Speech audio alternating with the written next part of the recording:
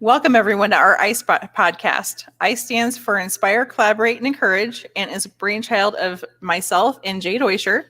This is a weekly podcast that we will typically host live, but we will also have available for replay on our I.C.E Facebook page and our I.C.E YouTube channel. Each week, we interview a guest or guests that we felt had an interesting story to tell about the three key words: inspire, collaborate, and encourage. During the most recent stay-at-home orders of the COVID-19 virus, both Jay and I found comfort in knowledge in others. The podcasts we watched were from others in our industry or business coach lifestyle individuals, but also from general people that just had a positive outlook on not only business, but in life in general. We are excited to bring this to you each week at 4 p.m. Central Standard Time on Thursdays. We will also have the ability in many of the presentations for you, the general public, to ask questions of our guests. Our guest this week comes all the way from Maryland, and we are excited to hear her stories today. If you find yourself looking for inspiration and encouragement, then find that new friend who can show you how to look at life a little differently or through a different lens. We are happy to have join us today, Ms. Alison Banholzer. Welcome, Alison. Hi, thanks for having me. No problem. I've been really excited about this because you and I met through a Facebook group, but then also we did a podcast together. And where I found out that, unfortunately, you had a tragedy with your husband, but you gave me a lot of inspiration when Jay was going through all of his health issues. And so that was very appreciative. And even, as early as this week of like, this is how I handle things. Because I was like, I'm a control freak. How do I handle this? I need to make some changes. So that's very much appreciated. Good. I'm glad it's helpful. Yeah. I'm glad. Let us start off with a little getting to know you and what you do. Tell us about your business and what you do. So I am a branding specialist, and we help brand other businesses through apparel and promotional items. So we silkscreen and embroider.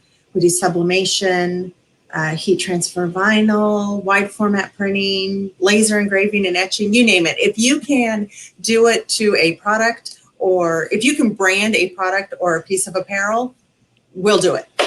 And we are in Huntingtown, Maryland, which is a pin dot on the map, but we're right on the Chesapeake Bay, about 30 miles south of Annapolis. Nice. I've never quite heard of someone like branding specialist. I really like that. It's all right. Sorry. No, you're all good. Phone call. I ignored it, but I turned it off. I remember to turn mine off. I often don't. Silence. All right. Silence. Sorry.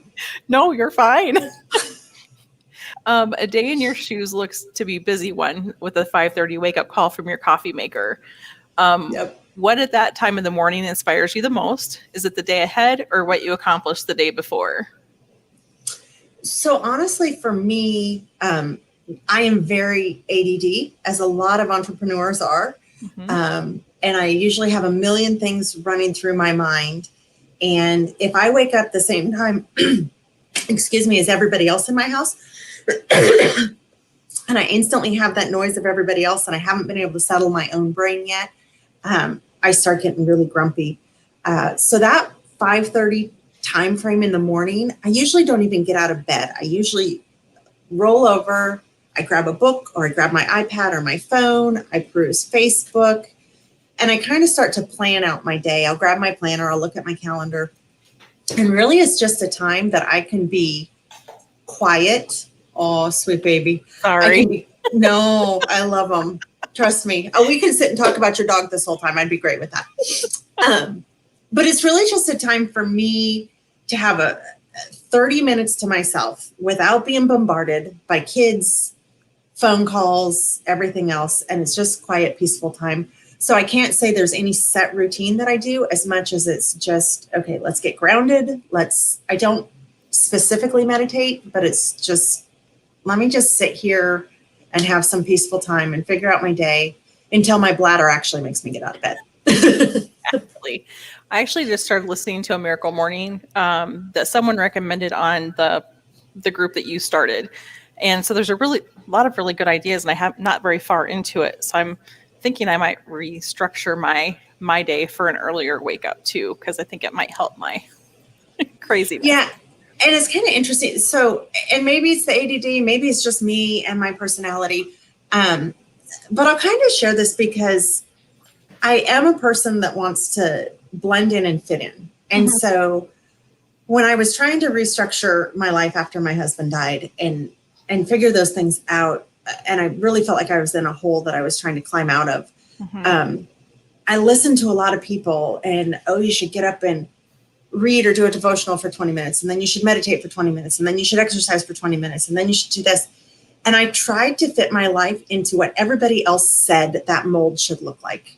Right. And I finally recently came to a point of going, that doesn't work. For me, it doesn't work. For others, it might be perfect and great. Right. But for me, all I would do was end up disappointed and beating myself up because I wasn't disciplined enough to do what somebody else said I should be doing. And that's when kind of a light bulb went off and went, wait a minute, this is supposed to be what makes me happy. Right. So I do have a routine. It might not be their routine, but I have a routine, and nobody gets to judge that for me because it's what makes me happy.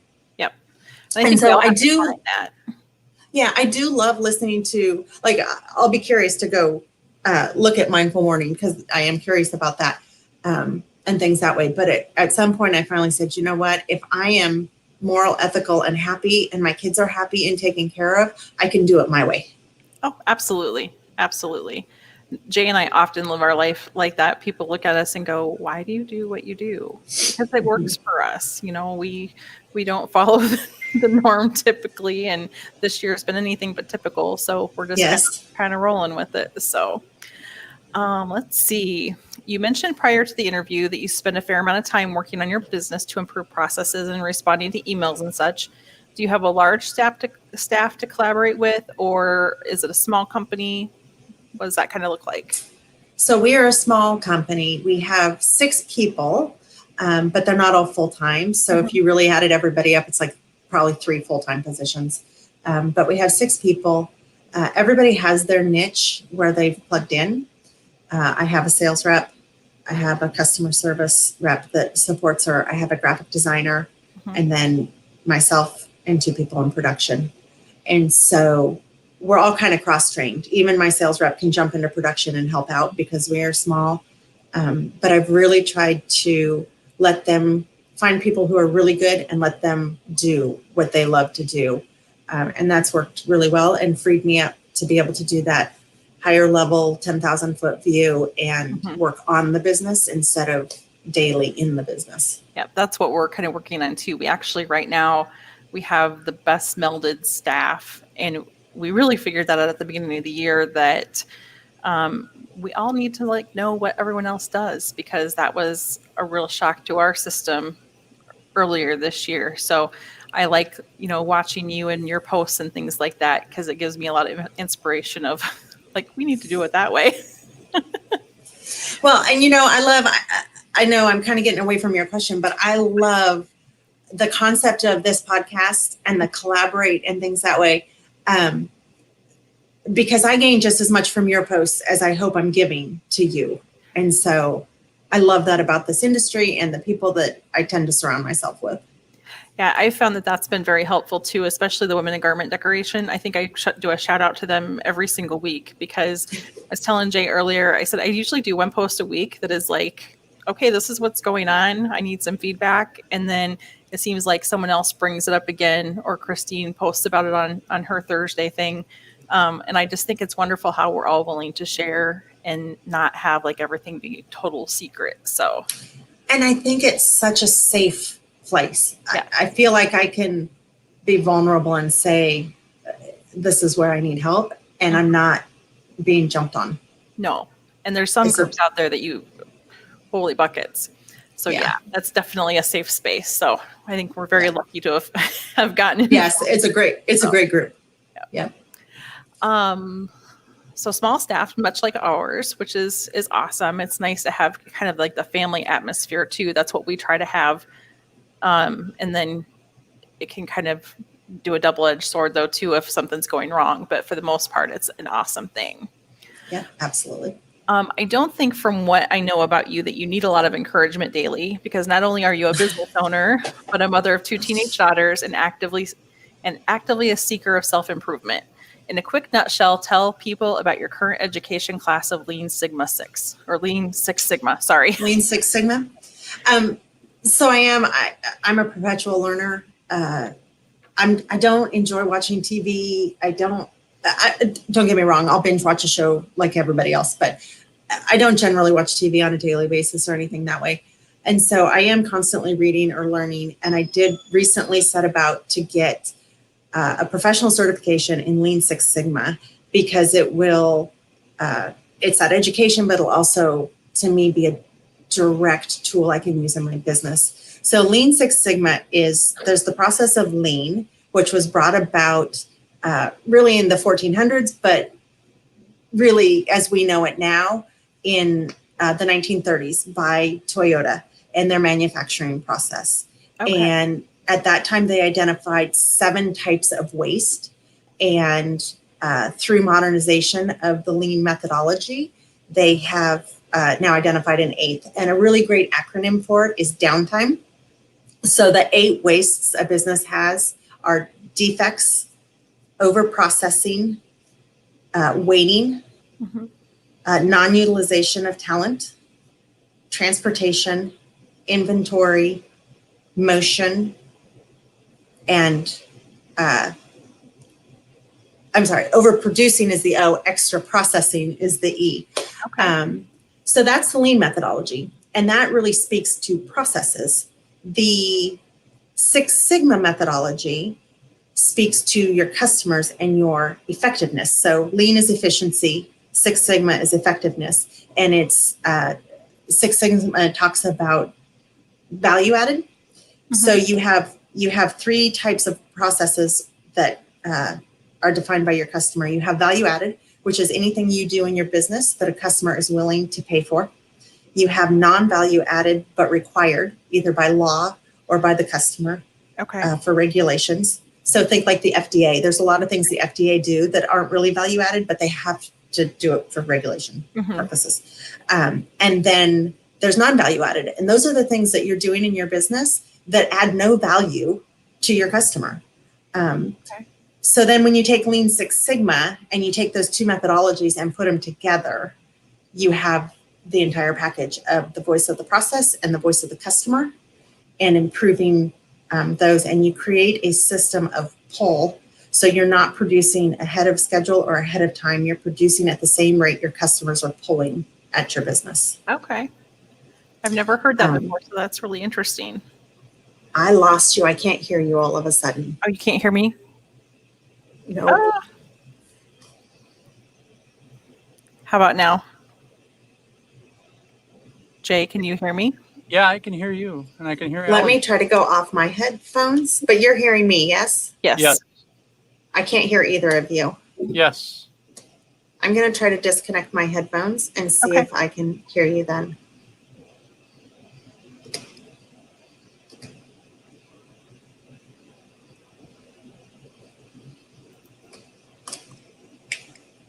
Can you hear us try now? to talk. Can you hear us now? Oh, now I hear you. Yes. Okay. Sorry about that. I don't know whether it was mine or just what. Nope, just absolutely fine. What I was saying is I had never heard of that term before, so that's really interesting to learn something new. Yeah, and there's about an 8-month professional certification, and there's a lot to it with value mapping and flow and things that way. But that's what I'm working on now, because it's directly applicable to my business as it grows, so that we can be really lean with our staffing, but really meet the customer's demands. That's awesome. Very awesome. Before we move on with the day in the life of Allie, I love your routine for exercise. Do not sit and take laps around the office building, or do not sit and take laps around the building when on the phone. Is this a result of someone's inspiration, or just because you despise the gym? It is because I despise the gym. I don't like going to the gym. I was an athlete all through high school and college. I played competitive volleyball. I love team sports. I still love team sports. I do not like solitary exercise. And so, but I understand the importance and the need. So I do have a standing desk in my office. I do not sit from the time I my feet hit the floor in the morning until I get back in bed at night. I really don't sit down. And then I also have a wobble board that I stand on at my desk. So it wobbles and I have to maintain my core to stand there and type and things that way. They've also found with people with ADD that having your mind semi-occupied with balance and things that way actually helps you focus on tasks. So it is kind of a double-edged sword. And then exercise goes when I get phone calls that I know are going to be more than about 5 minutes. I just take off and start doing laps around my building.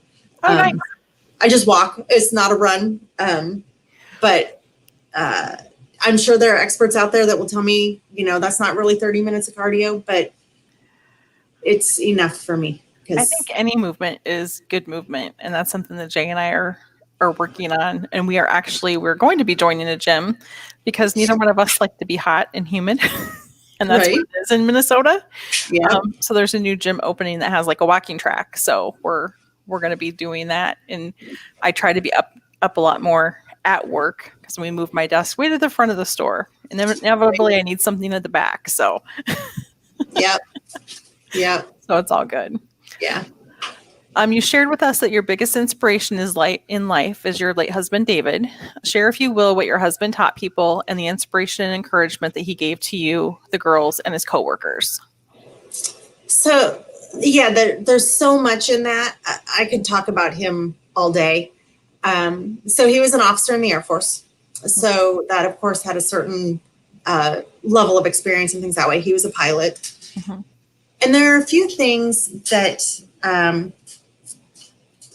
he just strove for excellence every day.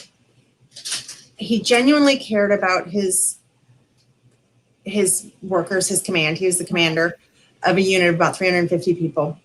And he took the time to actually know them and speak to them. He was the commander of Air Force One. So he would oftentimes fly into places and there would be people would say, hey, my dad's here. He watched us land. He just wants to meet you and say hi. And Dave would come down, and I've heard stories of, he's so busy and he's running schedules and doing stuff for the president. And yet he stopped and took the time, and he didn't just come shake his hand and say hi. He sat there and talked to him for 10 minutes. Mm-hmm. And then he sat there and told him he told my dad how great I was, and he really took the time to care about his people. Mm-hmm. And I try to take that from him. The job itself has a level of excellence that really you don't see in most professions. An example of that. So chalk time is the time that an airplane's wheels stop. Mm-hmm. And they could be flying from Europe to the United States, and they would have a chalk time of plus or minus 30 seconds. So the president's schedule is timed out very specifically, and the president doesn't wait for anybody and nobody waits for the president. So if you're supposed to land at 12:01, you could land at 12 and 30 seconds or 12:01 to 30 seconds. So plus or minus 30 seconds any time, either side of that. Mm-hmm. And if you fell outside of that, you could be fired. Oh, wow. And so, of course, if there are weather issues or things that way, safety is always first. Mm-hmm. But they strove to that level of excellence. And they kind of kept track. And so Dave had an average of plus or minus 6 seconds. Wow. And so to be able to plan something, I sometimes look at what we do and the number of moving parts to printing a shirt, let's say, from ordering blanks and getting those in and screen exposure and setting up press and all of that. Can be a lot of moving parts and there can be mistakes, but nothing compared to flying a 747 from Europe to the United States and landing within 6 seconds of when you said you were. And so it's little components of his job and his expertise. And then also he was so grateful every day for what he did. To have that job, he said it was like winning the lottery. And so he never took a day for granted. Mm-hmm. In that position. So those are the kinds of things I take. So if you're familiar with military, they all have challenge coins and commander's coins. And so because he was the commander, he has a challenge coin of his, and I carried in my pocket every day. just to remind me to try to be excellent. That's awesome. And I love hearing you talk about your husband. It gives me goosebumps, literally. He was a good guy. I wish you could have met him.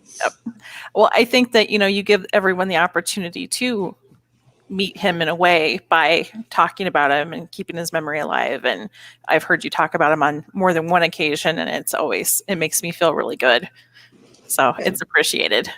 Well, that makes me happy to hear, because sometimes I wonder, I never want to make somebody uncomfortable. Yeah. Because he's passed and things that way. And sometimes I wonder if I talk about him too much. So, but I like to talk to him. So they say they say you die twice. You have your physical death, and you have the last time your name is ever spoken. Mm. And I want to speak his name every day. I want that to go on. I think that's amazing. That's awesome. Yeah. Let's see here. Great love, exceptional leadership, and your children were what you told us that you were most grateful in your life. We followed that up with what are some of the most important lessons you've learned, and we absolutely loved all of your answers. So if you can remember and share those with us. Sure. And some of this, again, comes from Dave. Some of it comes from my personal experience. I believe I said perseverance. Mm-hmm. We all get knocked down a lot. We all have bad days. And sometimes it's just enough to get up again. Yep. and continue the journey. Being vulnerable is courage.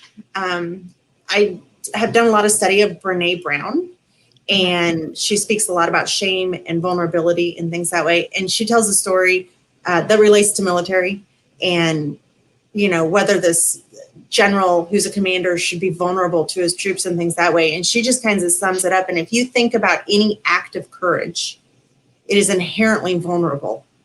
Because by definition, if it was easy and you weren't at risk, it wouldn't be courageous. So, I've studied her a lot. I follow her a lot. There's also a Winston Churchill quote that I like, and I take pieces of that. And that is that failure is not fatal. Success isn't final. Mm-hmm. So work for your dreams every day. Get up, have the courage to move forward. And I think the biggest thing, I talked about this a little bit when I was talking about the morning routine, is judgment. I used to really, really worry what people thought about me. And of course, I care what people think, that I care that they think I'm honest and that I'm a good person. Mm-hmm. But the smaller things, my makeup's not right today, my lipstick's the wrong color, I need to lose 10 pounds. There aren't enough hours in the day to worry about that stuff. I totally agree. And having gone through that journey with my husband was really changed that perspective, where I really stopped worrying about what other people's opinions were and worried more that the people I care about believe I'm a good person and that I believe I'm a good person. Mm-hmm. I've tended, especially this year, to reach out to those that I think I can help. That's helped me this year. And then making my new friends. I mean, some of my friends I've never met, like you. I was talking to someone on the phone earlier, and our employee Ashley was like, "Have you guys been friends for a long time?" Never met her. I said, "We just talked for days." She's one of my besties now. She's like, "Wow, that's really, really cool." So, so let's see. Yep, that was the last one of those. That literally sums up everything, this idea Jay and I had with this podcast, and why we want to share stories like yours every week. I think people can learn from these stories. Keep sharing your husband and how you've persevered afterwards. Another inspirational moment you shared with us is when you asked, well, hold on. When we asked what your proudest moments in life were, your children, the manner in which you've rebuilt your company, and being at your husband's side when he took his last breaths. Not knowing how old your daughters were when David passed, do you think that they are to take these lessons of that moment into an inspirational, encouraging view on their responses to daily life? Yeah, I know that they did. So they were my youngest daughter was just shy of her 12th birthday. Mm-hmm. And in fact, my husband's funeral was the day before her 12th birthday. And my oldest daughter was 15. Mm-hmm. And they both helped me care for him. They were both there in the room when he passed. of course, losing a parent, regardless of how you lose them, can be life-changing, but particularly at that age and things that way. And it's been interesting to see how, particularly what we're going through now with the pandemic and COVID, it's interesting to see their response and their reaction to it compared to some of their friends. And not their friends are great. Their friends are awesome. And it's not to put them down in any stretch of the imagination, but it definitely has given them a different perspective. When bumps come along in the road, it's just nothing compared to having dealt with the loss of their father at that age and picking up those pieces. So they have a very mature perspective, and they are really pretty good with just rolling with it and saying, all right, just something else. We'll adapt. We'll move through. That's awesome. I mean, I feel really bad that they had to experience that, but taking it in a positive light throughout their life, I think is important and a real tribute to you and how you've modeled that as well. And we talk a lot about them at home as well. And they talk about the memories and particularly now that high school and college age, he was great. He'd start talking about somewhere that he was going, some obscure country in Africa or things that when they're like, where's that? And pretty soon the globe's next to the dinner table and he's doing a whole cultural and things. So now as they're taking some of these history classes and things, they're like, oh yeah, we remember when Dad did that and pulled that globe over and, almost afraid to say, where's that? What's that about? That's awesome. Yeah. Tell us how you collaborate at home, at work, and in life. Who is involved in any special methods like whiteboards? Jay's favorite is Post-it notes, emails, etc. Yeah, so I love collaboration over competition always. I think we all do better when we rise together. I think our industry is stronger when we all rise together. So I was telling you before we went on, I came down and did a shop visit in Williamsburg today, and another good friend of mine and shop owner that's in Roanoke, Virginia, and we met here together. And we're constantly bouncing ideas off of each other and seeing how we can help and collaborate. And same with the Facebook groups. I am all in if somebody has a question. If I have relevant experience, I'm happy to.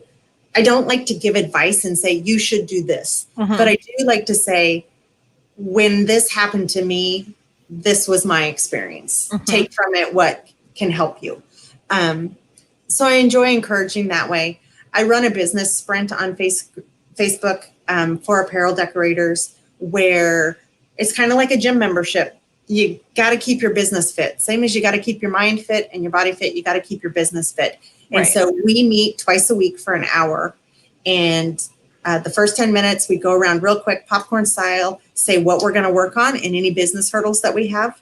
Then we work for the next 40 minutes. We mute our mics and turn off our cameras. And we work specifically on what we said we're working on for that day for 40 minutes. And then we come back on for the last 10 minutes and popcorn again. Did you do what you said you were going to do? Did you get it accomplished? And do you have any hurdles or anything that the group can help with? And then some days we go over, but we try to keep it right to that hour point. And we say, all right, we'll see you on Thursday. And so we do that twice a week for an hour. And that helps us all collaborate, helps us keep ideas going. And then it specifically makes us show up and be accountable to work on our business for that hour. I love it. Yeah. That's really fascinating. One of the many things we have taken a wider view of in the last 6 to 8 months is that collaboration does not have to be competition. And you said that too. Is there a secret sauce to that in your opinion? I think it's finding like-minded entrepreneurs, finding groups. I know that you and I are in the women in apparel decorating. You and Jay and I are all part of the Shirt Lab tribe, as is Marge, who's my girlfriend who's here that I was talking about. Okay. And I think it's that seeking out those individuals within your industry that are like-minded. Try a bunch of Facebook groups and find the ones that stick. There are other ones out there that I've joined that I'm like, this isn't the group for me. People are mean or putting people down. And then really participate. When you're in those groups, really participate. And, I know you and I have private messaged back and forth. We've also shared things in groups, things like that, and seek out education.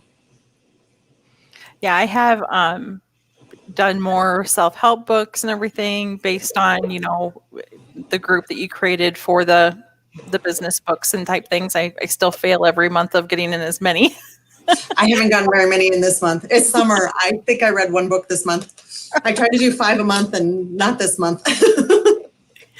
Well, with the mask, we kind of, the last 2 weeks, it's like, nope, nothing's getting done this this week.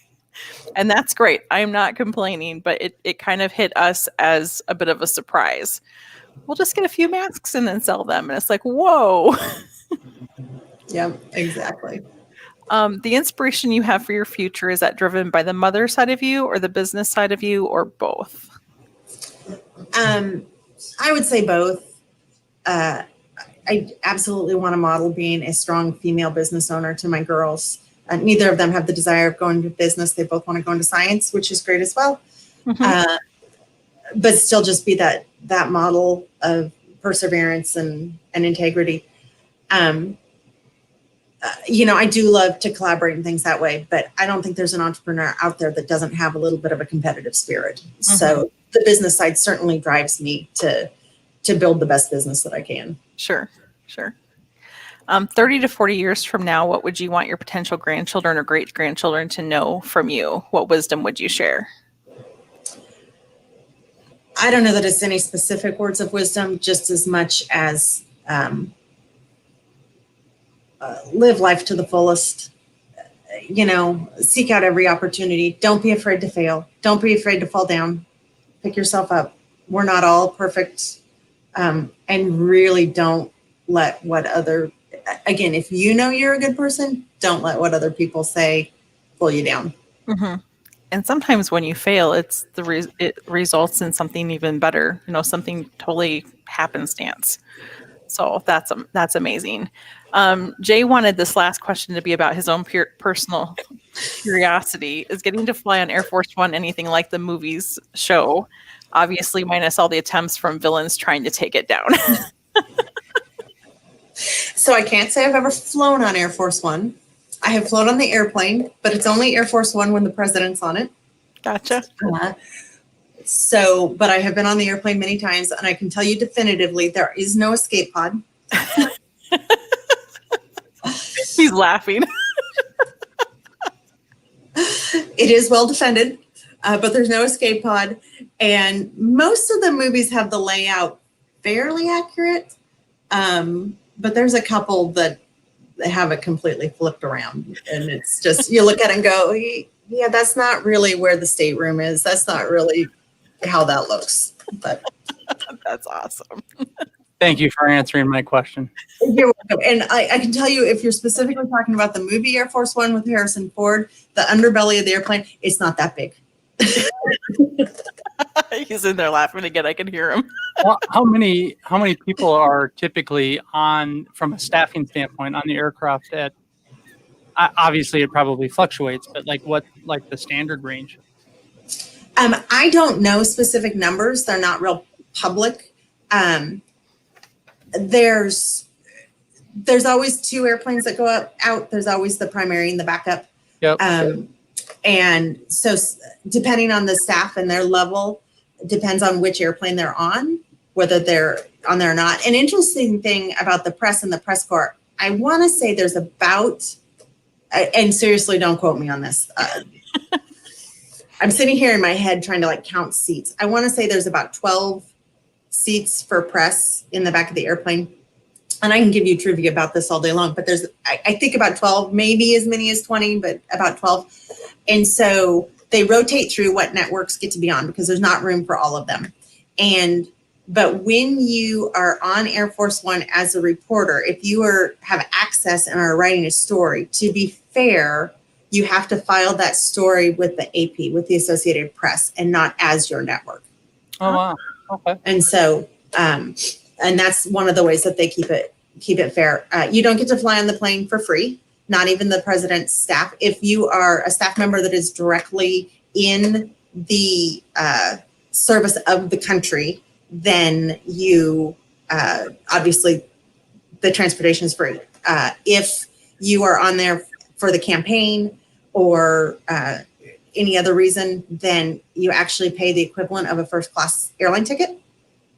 And there's actually separate phones on the airplane for if it's national business, you use one phone. If it's campaign or if it's personal business, you use another one, and you're charged for any campaign calls, anything that way.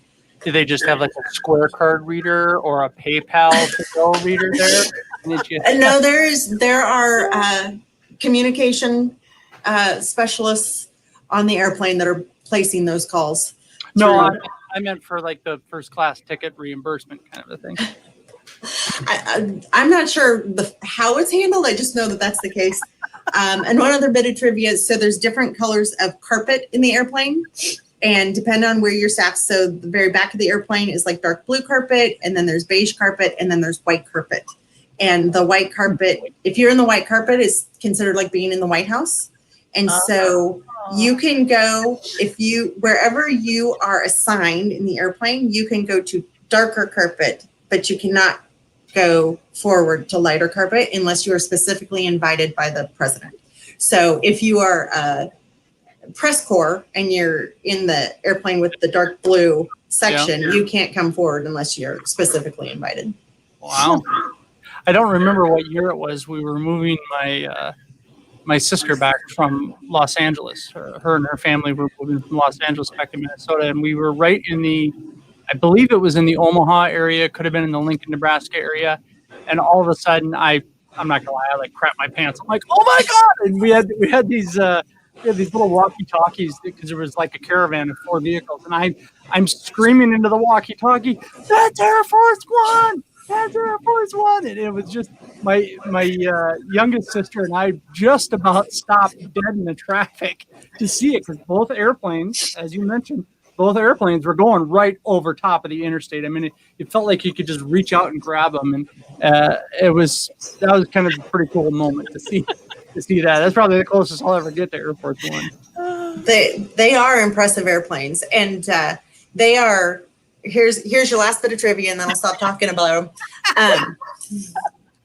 Those airplanes are hand waxed before every mission.